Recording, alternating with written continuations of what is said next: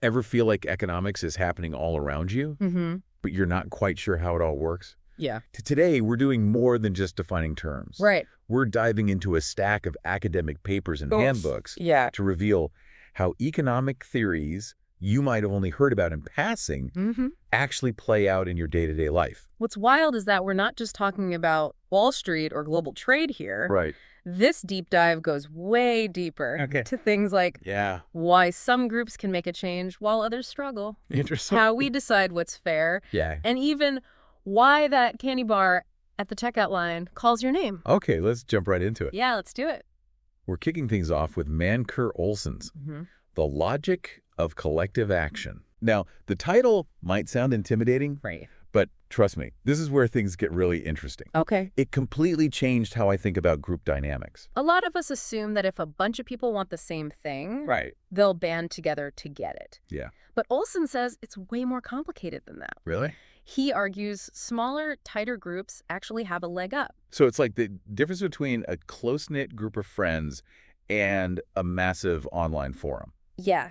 Think about it this way. Okay. You're more likely to donate to a fundraiser for a friend in need than a massive charity, even if you support the charity's mission. That's true. In Olson's view, that's because in smaller groups, your individual contribution feels way more impactful. Like it actually makes a difference. Okay, that tracks. If I toss $20 into a friend's GoFundMe, I can see the needle move. Right. But with a huge organization, my tiny donation feels like a drop in the ocean. Exactly. Yeah. Olson argues that in large groups, people tend to think, if I don't contribute, it won't really matter, and I'll still benefit if they succeed anyway. That makes sense. He calls this the free rider problem. The free rider problem. This is where selective incentives come in. Okay. Basically, those are rewards or punishments that encourage people to participate, even when it might not feel directly beneficial to them personally. So, to stick with our examples, the reward for helping my friend is that I've helped a friend. Right. It feels good. Exactly. With a giant charity, maybe I need a tote bag or a calendar to sweeten the deal and make me feel like I'm getting something tangible in return. You've got it. Okay. And this idea goes way beyond just your personal life. Okay. Olson says this dynamic is at play in everything from labor unions demanding better wages to corporations lobbying for favorable policies. Wow. They're all trying to incentivize action and overcome that free rider problem. Wow, this is already making me see everyday situations in a whole new light. Yeah. It's fascinating how these seemingly abstract economic theories can actually explain so much about how the world works. It really highlights how interconnected everything is. Even something as simple as deciding whether or not to chip in for a group gift is influenced by these larger economic forces. It's like economics is the secret code underlying so much of human behavior. It really is. Yeah. But okay, let's switch gears from group dynamics to something that sounds straight out of a philosophy debate. Okay. Putting a price tag on health and happiness. Right. I mean, how do you even begin to quantify something as abstract as well-being? It's a question that has puzzled economists and philosophers alike for centuries. Yeah. And you're right. Yeah. It seems almost impossible. Right. How can you assign a numerical value to something as intangible as a good night's sleep or the joy of spending time with loved ones? It feels almost wrong to try like you're cheapening it somehow. That's a completely valid reaction. Yeah.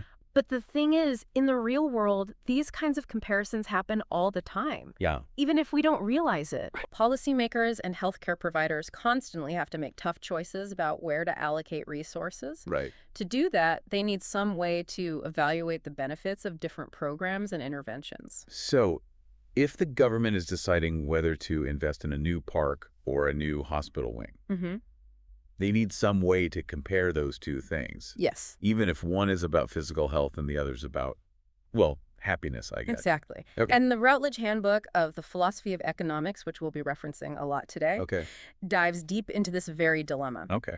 It argues that while it might seem impossible to put a price on happiness, we actually do it all the time, indirectly. Okay. I need an example here. Sure. How does that work in practice? Let's say a new medical treatment is developed. It doesn't cure the illness completely, Right. but it does significantly improve quality of life for patients. Okay. To determine whether or not to fund this treatment, economists might use a method called time trade-off. Time trade-off. Imagine asking someone, would you rather live for 10 years in your current health state or for 8 years in perfect health?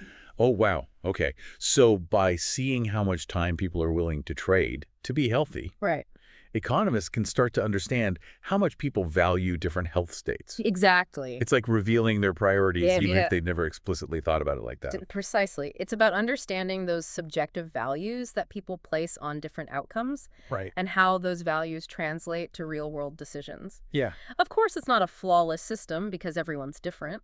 But it helps create a framework for thinking about resource allocation in a way that considers both costs asterisk and asterisk, the more intangible benefits. That makes a lot more sense than just saying, well, happiness is priceless. Though I admit, I am curious about how you even begin to measure something like that. Are we talking about surveys or brain scans or what? Well, it's not quite as sci-fi as brain scans, so that would make our job easier, but that's a whole other discussion. Economists studying happiness, or what they often call well-being, look at things like self-reported life satisfaction surveys, economic indicators, and even psychological studies to understand what contributes to a fulfilling life. So they're looking for trends and patterns to see how things like income, relationships, and even personal beliefs all factor into overall well-being, like the economics of a good life. Exactly.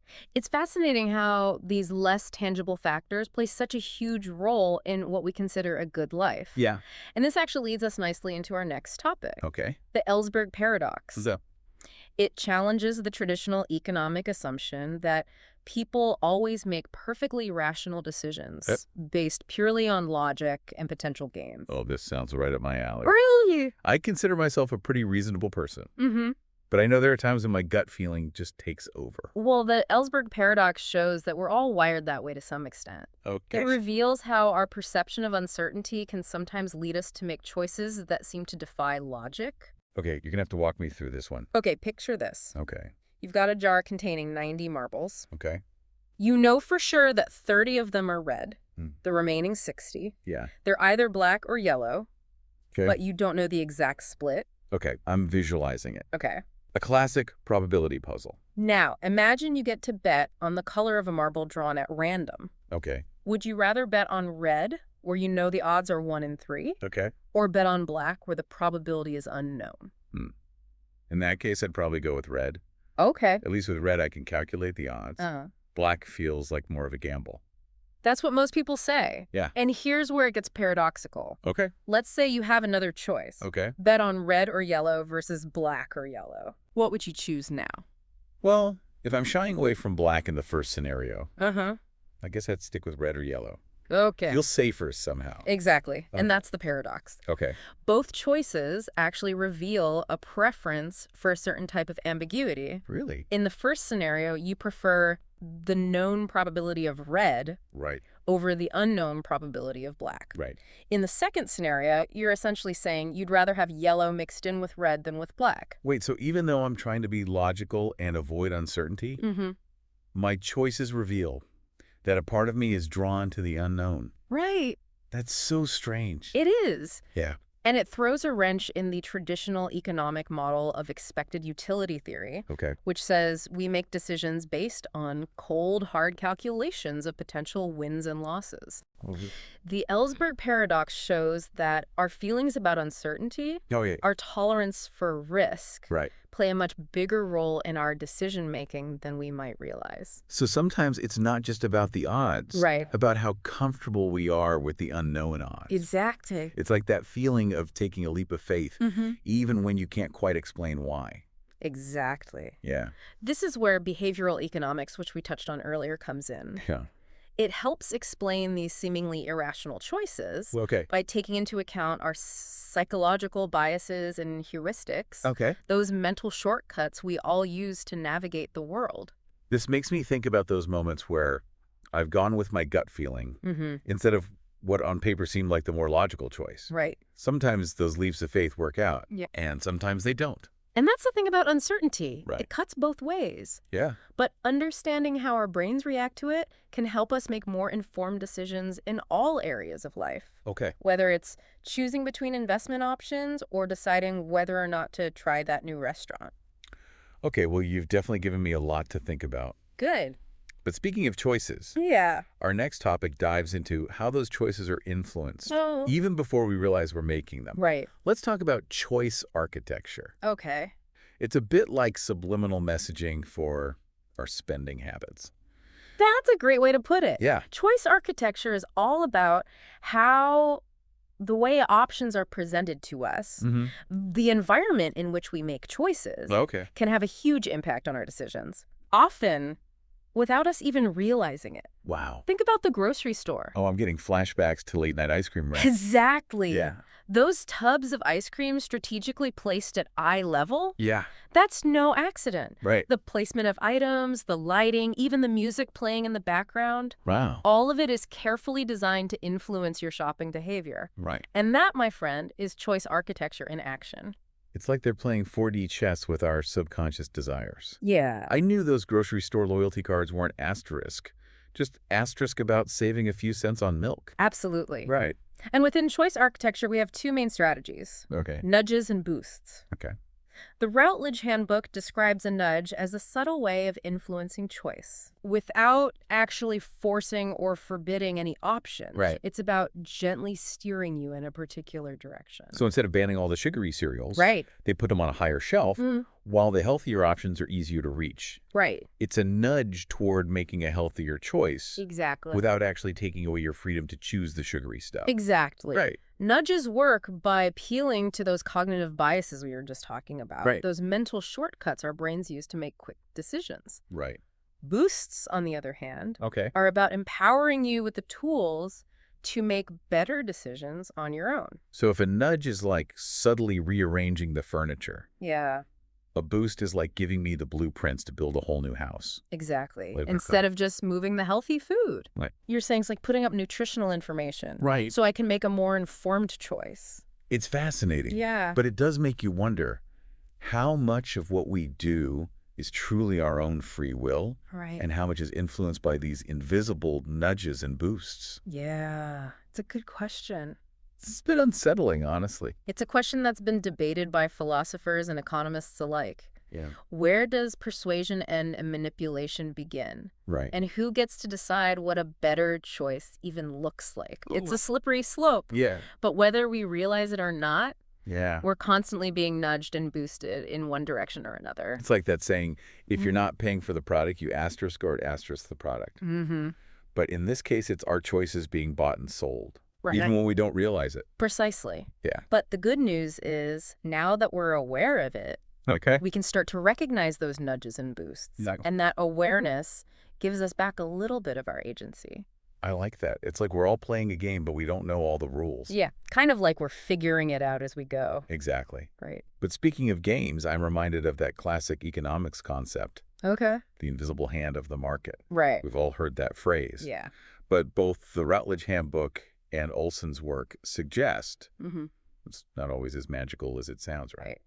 Right. The invisible hand, as Adam Smith described it, is this idea that when individuals pursue their own self-interest in a free market, Yeah. they somehow end up benefiting society as a whole. Right. And while that can be true in many ways, Okay. it definitely has its limits. So like the invisible hand can write a grocery list, All right.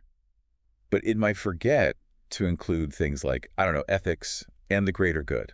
That's a great way to put it. Yeah. One place where the invisible hand tends to fumble is when it comes to public goods. And just to remind me, public goods are things like clean air and water, Yeah. public parks, roads and bridges, Mm-hmm. things we all benefit from, Yes. even if we don't directly pay for them individually. Exactly. Okay. The problem with public goods is that it's hard to charge people for them. Right. You can't exactly set up a toll booth for clean air, Right.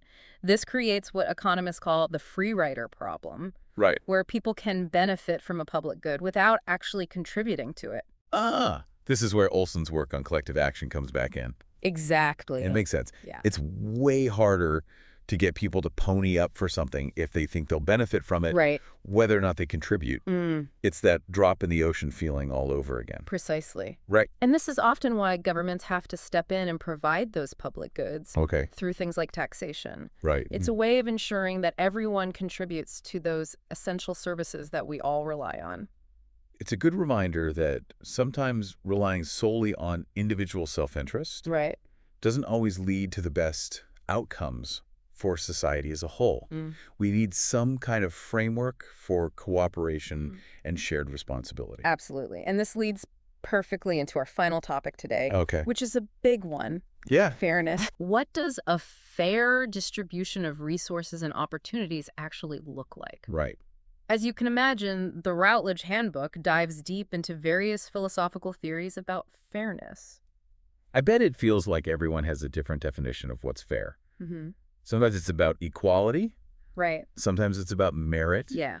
Sometimes it just boils down to what feels right in a particular situation. Right. Even if we can't quite explain why.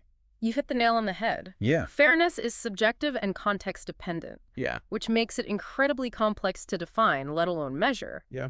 But despite those challenges, economists try to find ways to quantify and analyze it more objectively. Okay. How do they do that? They look at things like income inequality, access to education and healthcare, and even social mobility. Okay. How easy it is for people to move up the economic ladder. So it's not just about how much wealth a society has. Right. It's about how that wealth is distributed and opportunities available to different groups. Yeah, and it goes even deeper than that. Fairness also encompasses things like access to political power, freedom of speech, and even the right to be treated with dignity and respect.